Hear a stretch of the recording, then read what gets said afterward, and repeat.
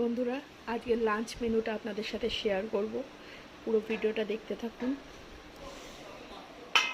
আজকে খুব বেশি রান্না হয়নি, খুব অল্পই রান্না হয়েছে। তো কি কি রান্না করেছি দেখতে থাকুন।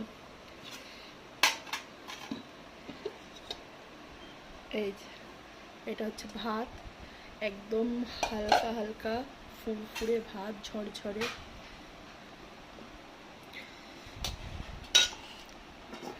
সাথে আছে রুই মাছের ঝোল।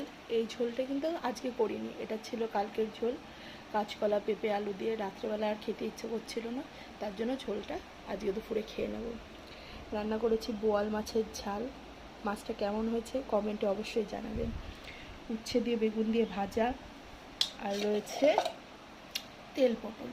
আমাদের এখানে তো এটাকে তেল পটলই বলে, আপনারা কি বলেন অবশ্যই জানাবেন কমেন্টে। এটাকে অনেকে পটলের রসাও বলে। খাবারগুলো কেমন লাগলো অবশ্যই কমেন্ট করে জানাবেন।